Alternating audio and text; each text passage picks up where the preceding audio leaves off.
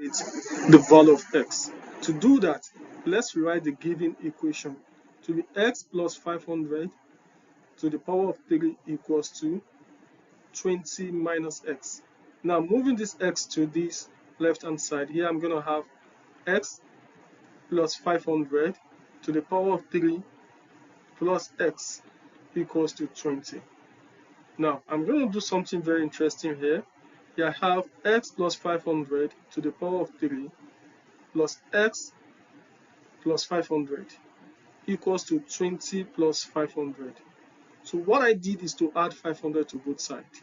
So here we can have x plus 500 and another x plus 500. Next, I'm going to say let y to be equals to x plus 500. Let's take note of this equation. I'm going to call this equation star. So from the previous slide here, recall that I have x plus 500 to the power of 3. So this is going to be y cubed plus y to be equals to 520. Now, I'm having a cubic equation. How can I break this cubic equation down? I'm going to apply a trick here. Here I have y to the power of 3 plus y equals to 520. Can be written as the multiples of 8, which is 8 to the power of 4. So which can be splitted as 8 to the power of 3 plus 8. This is done so that the left hand side and the right hand side can look alike. Yeah, this gives 520. And so here 520 is 8 to the power of 3 plus 8. Now, by proceeding from here, we're gonna have y cubed plus y equal to 8 to the power of 3 plus 8. Now, collection of like terms. Here I can have y cubed minus 8 to the power of 3 equals to 8 minus y. In fact, we can write it by putting everything on the left hand side. So this is going to be y cubed minus 8 cubed plus y minus 8 equals to 0. Yes, this is neater this way. Now, but recall that when we have a cubed minus b cubed, this is the same thing as saying a minus b, a squared plus ab plus b squared.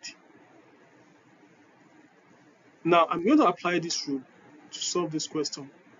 So here I'm going to have y minus 8 y squared plus 8y plus 64, and recall that we have y minus 8 here. Y minus 8 equals to 0. Now looking at this, we have y minus 8, we have y minus 8. We can factor it out. So here, by factoring out my y minus 8 in parentheses, so here I can have my y squared plus 8y plus 64 plus 1 equals to 0. Now we have y minus 8 y squared plus 8y plus 65 equals to 0. Now we can solve quadratically. And how can we solve this quadratically?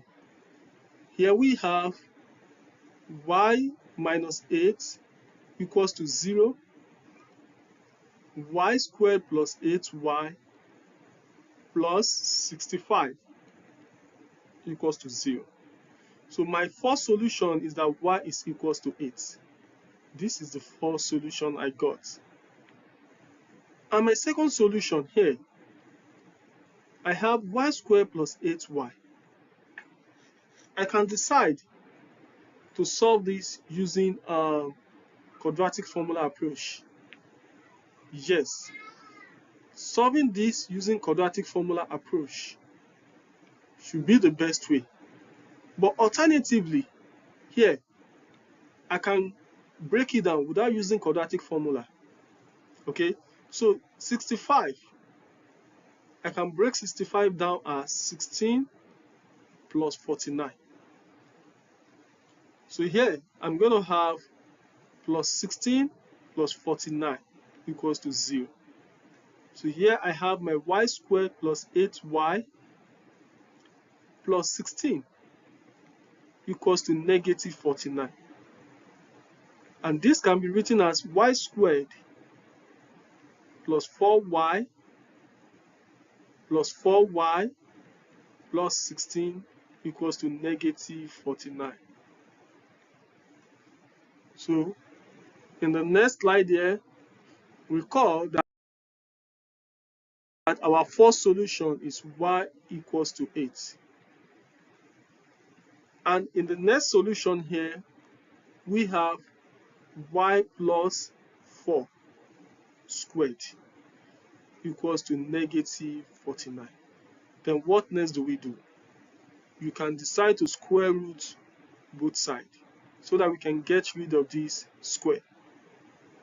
And here we can have y plus 4 equals to plus or minus 7i. I hope you understand what I did here on how I got my complex number. So here y is going to be negative 4 plus or minus 7i. Recall that before we got here, we've already had that our y is equals to 500 plus x. This is what we did for us to get the value of y. Now, we're going to plug in because our objective is to solve for x. So here we have that our x is equal to y minus 500. Now let's plug in the value of y. Recall that our y is equals to 8 and also our y is this. Now for case 1, we have that in case 1, y is equals to 8. And remember that our x is y minus 500. That is, your x is 8 minus 500. So that means the first value for x is going to be negative 492. This is case 1. We have case 2. Also, we have x is y minus 500. And here, your y in this case is going to be negative 4 plus or minus 7i minus 500. So the second case for x is going to be negative 504 plus or minus 7i. So the two values for x is negative 492 and negative 504 plus or minus 7i. You can plug in this into the given equation to test if it is going to be equal.